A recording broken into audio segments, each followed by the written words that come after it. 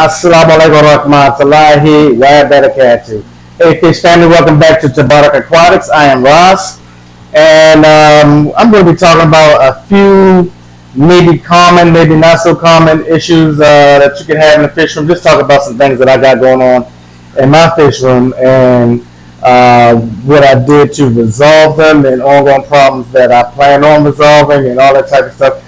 Basically, just have a just walk around looking at a few of my tanks and discussing a few things that I'm experiencing, and hopefully you guys can gain something from this. All right, where do I start? Well, hold tight. Let's just get started.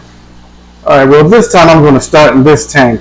This is my Discus tank, and I started out with quite a few of them, and now.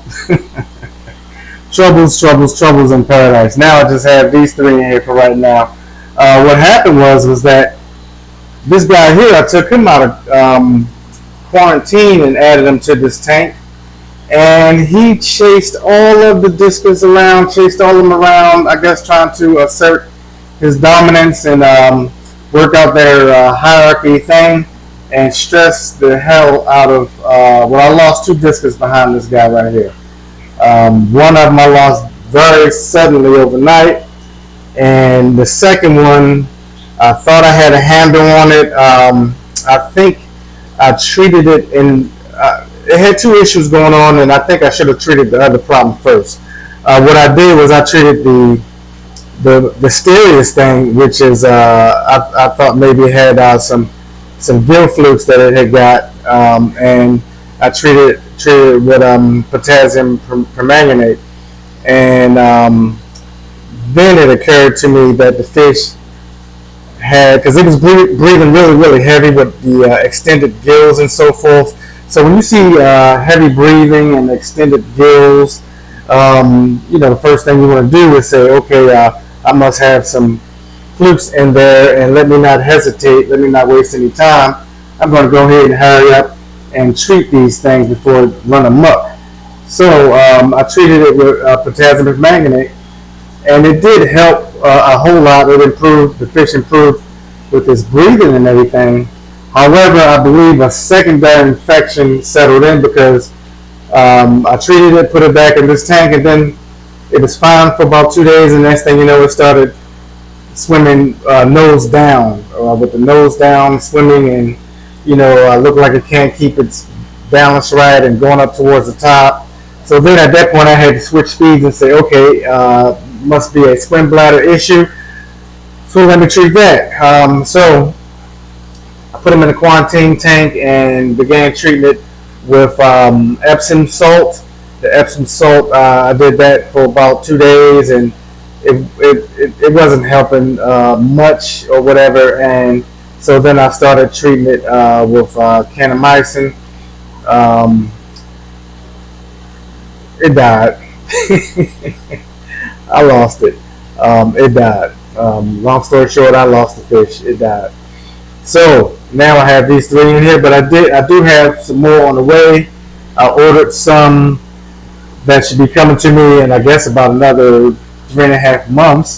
This was a pre-order that I ordered through a good friend of mine at Sheller Aquatics, Steve, who has this channel, Sheller Aquatics. You might want to go check that out. This guy is a specialist. That's right, Steve. I called you out, brother. He's a specialist when it comes to Discus, especially wild caught Discus and stuff like that. Go check out his channel. He makes food and everything, and he bred some beautiful rare Discus that I just have to have my hands on some of his Discus. So stay tuned, and you guys will see them soon. But anyway, that's what's been going on in this tank right here.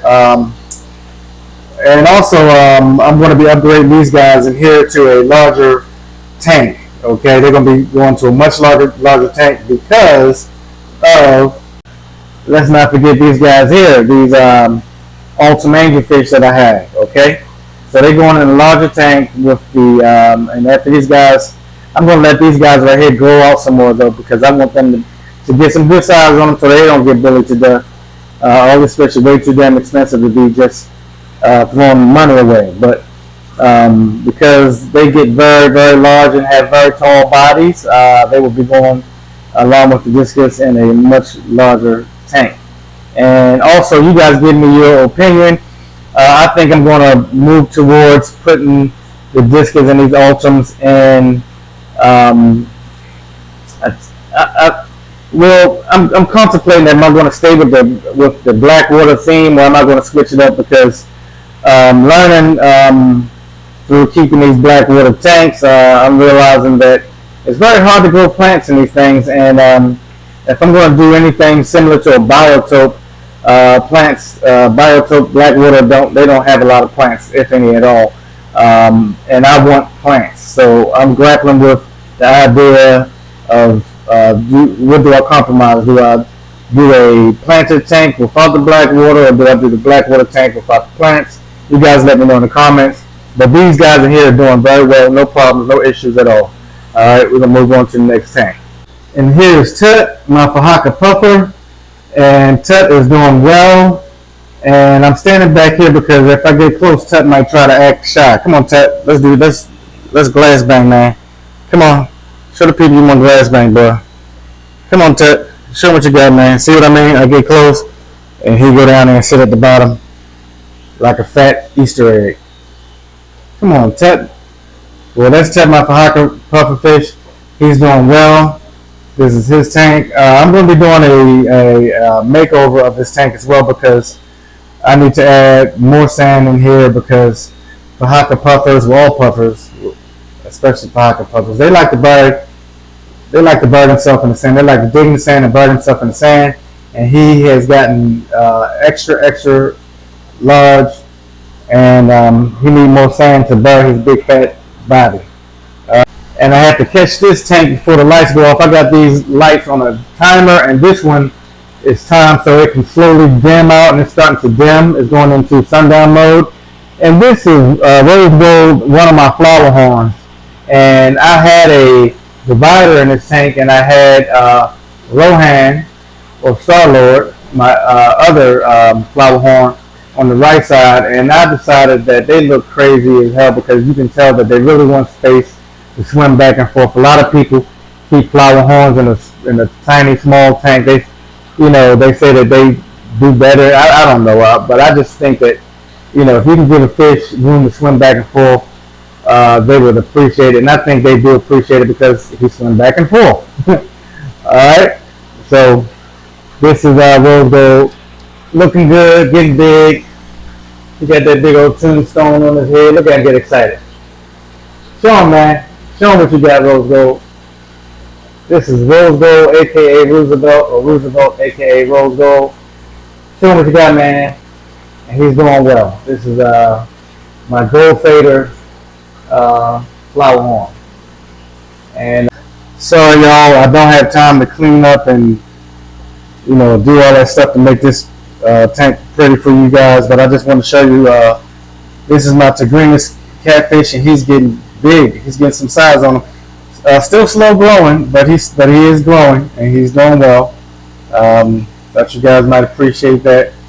And I noticed that he's coming out more than usual. So any strange behavior, beware. So I don't know if it's because he feel more comfortable or just feel like doing it, or if he's saying, hey, check my water parameters and do a water change. So I'm going to do a water change just on general purposes, make sure that I keep them nice and healthy. With your fish, you got to pay attention, watch for the signs. Now, I did feature this tank in my last video, but I'm going to go back to this tank because I told you guys that I was going to make some changes. First, pay attention to that Tigrinus pack right there. Oh yeah, I think we already talked about how he ate two of my pink-tailed chalceus.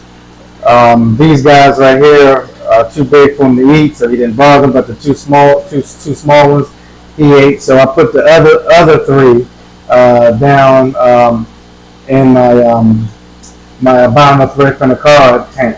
So I told you guys last time that I was going to move I was thinking of moving some of my sevens. So two of the Real Carrera sevens I moved on. I sold them to a buddy of mine.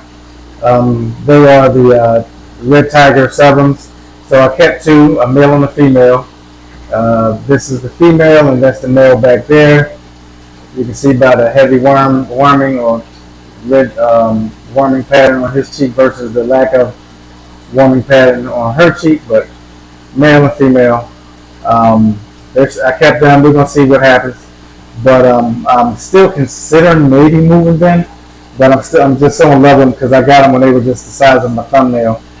There's my big super red Severum, and there's my red shoulder Severum. But I did make that change. I took them two guys out. I'm thinking about taking all the Severums out and just get myself 2 or 3 more of the true parrots and just have the true parrots with some blackberry silver dollars. All right, this is my pool pond, and there's Dama over there. So my flower horn Rohan, or Star-Lord, there he is. You see him, this big old bubble head. I think I might take him out of here and put him in the in my big 350, my big tank, along with the other fish in there, because I'm afraid Dama might eat him, because he's smaller than the rest of these fish in here. And you see they all moving over here towards me because they think I'm gonna throw some food in here. But I have maybe I should stop the water so you guys can see clearly, but no, I'm not gonna do that. I'll just give it to you how it is. There's Dama. You can't see his fat belly, but I probably should have filmed this pool pond maybe last week, because last week I put 2 festos, a male and a female. Good size, man, about the size of my hand. First night, the very first night, he ate the female. And then 3 days later, I was thinking about, okay, where am I going to put that male? Because I might have to take that male out of here before Dama gets to him. And just when I thought I had a plan for what I was going to do with the male, I came down here that morning to net him out and realized he was missing, and realized that Dama had a bulge on his belly. So you can kind of make that out. But that's Dama over there who likes to eat his tank meat. The rest of them are pretty big. I got 2 big peacock bass. I got a pacu. Now that small tiger parrot, tiger oscar, he's in danger, but I don't have anywhere else that I'm going to put him. A buddy of mine brought him over to make room for his tank, so it's sort of a rescue. I'm sorry, I hate to sound, but I'm not going to jeopardize the life of the Millie simply because the life of one fish, especially a fish that I wasn't really looking forward to. In other words, if I'm going to be adding any ammonia and nitrates to my tank, it's going to have to be worth it, because I'm going to have to do more work to keep the fish healthy. So I'm not going to jeopardize the health of the fish for this Oscar. Sorry. There's my longfin Oscar that I've already had, doing well in this tank, gets along fine. The flower horn Rohan, he don't bother anybody. He loves it in here. If it wasn't for Dahmer, I would leave him in here. You guys let me know. Should I pull him out? Or should I see if he can survive? I don't want Dahmer to get him. There's over there in the corner, you see my alligator gar. This is Hermes and Heller.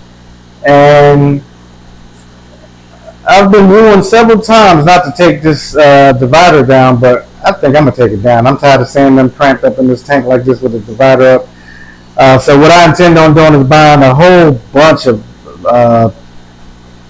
large, pieces of driftwood and all kinds of stuff like that, and create some hides and spaces for her to escape him if she had to or whatever. Maybe I'll start out with putting some holes in this divider, allow her to pass to and fro or whatever.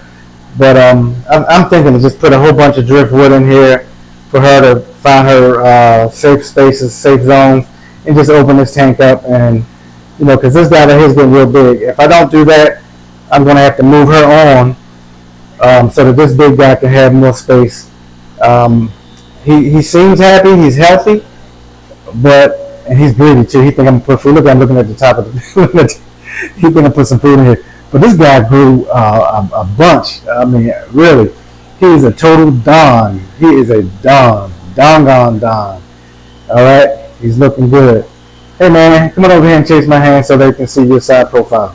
Don't look at the camera. Chase my hand. My hand over here. Come on over here. Yeah, see him, y'all? He looks good, don't he? That's a good looking Trimax cichlid.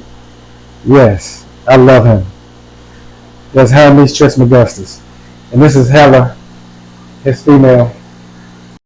Alright, y'all, please forgive the glare. I know it's a lot in the background, but this is the tank with my Avanar etiquetas. As you can see, I have 6 snakeskin barbs in here. That one I think is the female Avanar etiqueta or zebra cara. Yes, it is, because here comes the big male right here. This is the male zebra cara or Avanar etiqueta.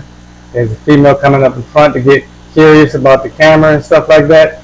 But they have I love them. They're beautiful. Look at the color on them, and the colors change, especially when they get fired up and everything.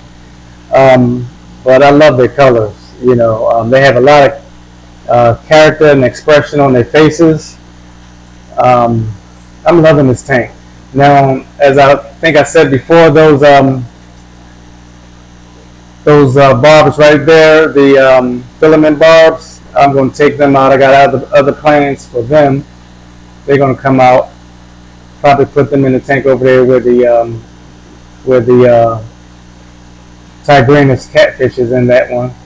But I'm going to take them out because they're a little too fast and rambunctious. They bring a lot of activity, but they get rather large for this tank. So I'm going to take them out, put the other 3 snakeskin barbs in here, and put the 10 golden barbs in here, and see how they light up this tank. I do have 5 little what's the name, loaches in here. I forgot the name of them. Yeah, coolie loaches. I got 5 coolie loaches in here, but they stay hidden all the time. I have a super red bristlenose and a lemon blue-eyed bristlenose in here as well, but they stay hidden all the time.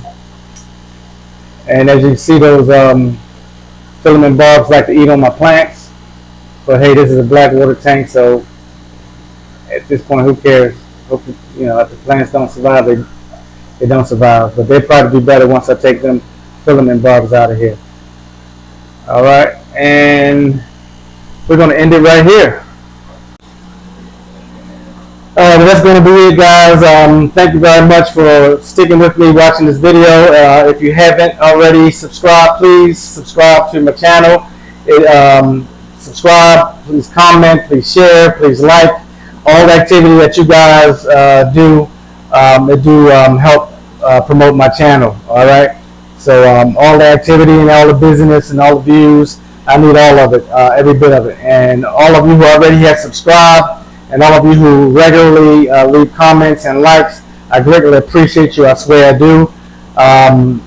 You know, I do take time away from myself and my family to do this. But I do, I feel like it's necessary, because I do remember when I first got into the hobby and when I was first trying to get into the hobby, how important and meaningful those YouTube videos were to me. All right? But we're going to wrap this up, guys. Thank you very much again. Until next time, happy fish keeping. Assalamu alaikum wa rahmatullahi wa barakatuh.